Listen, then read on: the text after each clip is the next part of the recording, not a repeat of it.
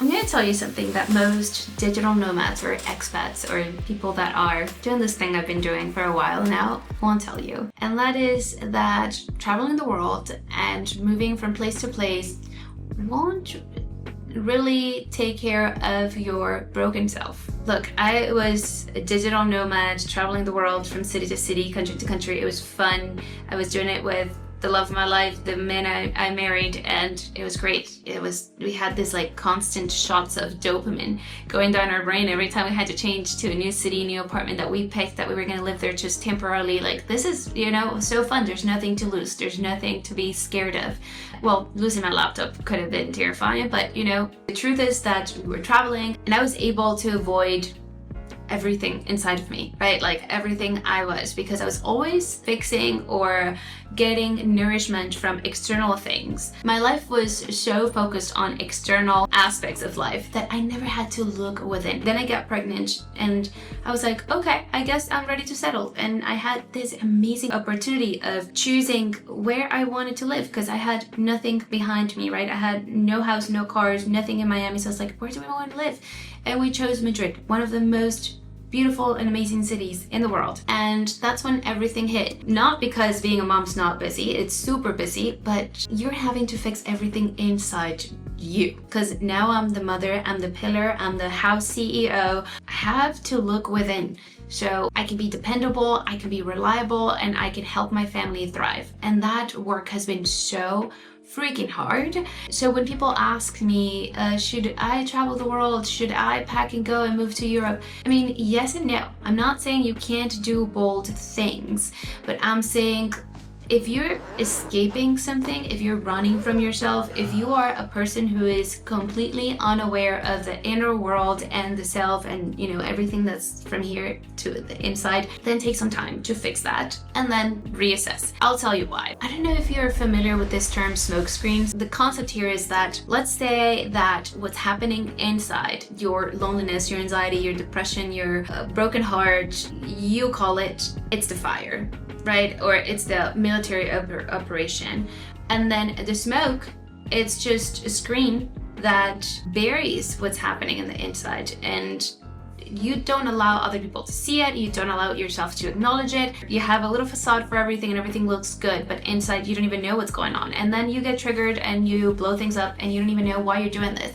So I'll explain you why. It's because you have not worked on yourself. Being overly focused on what's happening from here to the outside. It's great, it's fun. You can feel like you can do so much. You're gonna get rewarded by other people saying thank you or seeing, things work out in your life. But if you have no acknowledgement of what's happening inside, then that's a problem because you start self-sabotaging without even noticing. But what is self-sabotage? Self-sabotage. Behaviors or thoughts, especially of an involuntary or unconscious nature, that are harmful to one's own interests and development. So true. They are unconscious, but not completely, because I can tell you that when I am picking up fights with my husband for no reason, I mean, there's a reason, right? But in the moment, it feels like there's no reason. I feel it in my gut. Like, I know that I am acting out. I'll give you an example.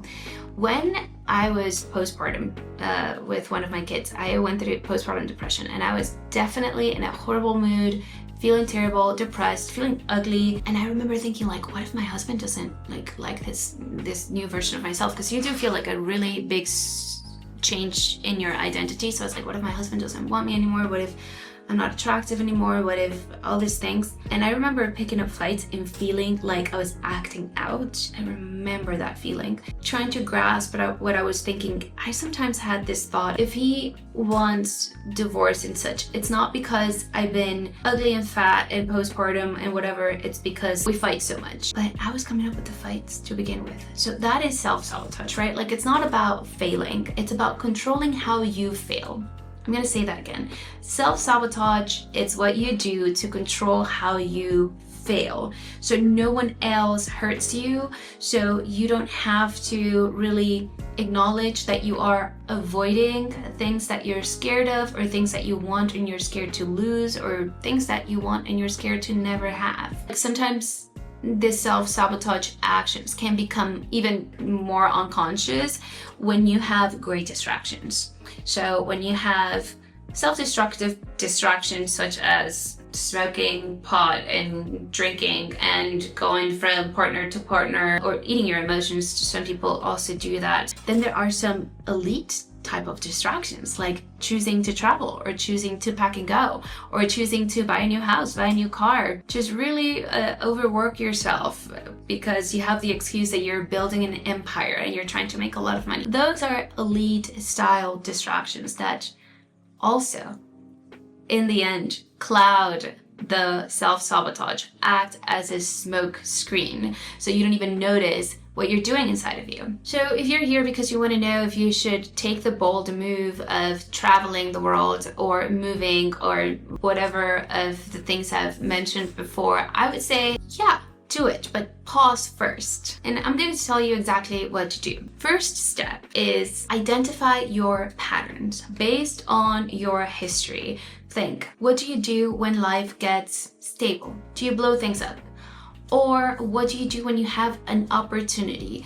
Something that feels like a good opportunity for you, but it's also pretty scary because you may lose something or you may get hurt in the process. I'll tell you this, if your desire to move or leave or take on a bold move happens when you feel like things are good and stable, think if that is actually your intuition telling you it's time and this feels good and it feels like an expansion of your life, not a substitution of your life, or if it's your nervous system looking for chaos, looking to fix something external instead of focusing on yourself. Number 2, understand the elite distraction system. Distraction as a smokescreen for self-sabotage looks like traveling, working 60 hours a week, buying a new car, having a big next plan to move to change your life. This behavior does look impressive from the outside, but really look within. Number 3, run the silence test. What does this mean? Try to be alone, right? Like try to pick some days that you're just going to focus on having alone time without any kind of stimulating distractions or mindless distractions. That can be having lunch at a restaurant on your own, sitting on a bench at a park for 30 minutes and just not using your phone. I want to know, how do you feel? Do you feel anxious? Do you think about everything that's wrong with you? Do you think like, I need to pack and go, I can't stand this life, or I want to run away, I don't want to live in the same city where my ex-boyfriend lives? What is happening in that moment? Number 4 is ask the right question. Don't ask yourself, should I move? Where should I go? Ask yourself, am I moving towards something or am I running away from something? Look, expansion feels grounded. It feels like your intuition is leveled, it's balanced, it knows what it's doing. But avoidance feels urgent, it feels unstable, impulsive, it feels restless. If you're feeling those things, you're doing it for the wrong reasons. Now, I'm gonna give you this quick diagnostic tool for the conclusion of this video, just to put everything into simpler words. If you don't know how to regulate your nervous system, don't know how to regulate your own emotions, and don't know how to help yourself when you are in crisis or having a bad time, don't go. If you need chaos and being busy to feel in control, think twice about going. And if you tend to destroy stability or new opportunities, don't go. When the answer becomes a positive answer for those 3 questions or 3 thoughts, then go. Go and have a great time.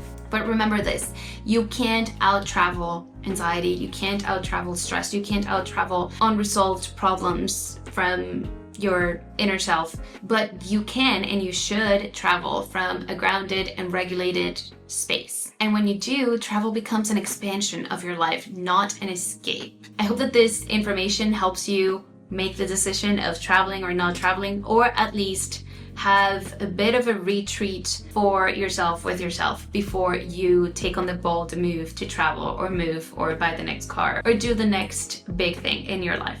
So have fun.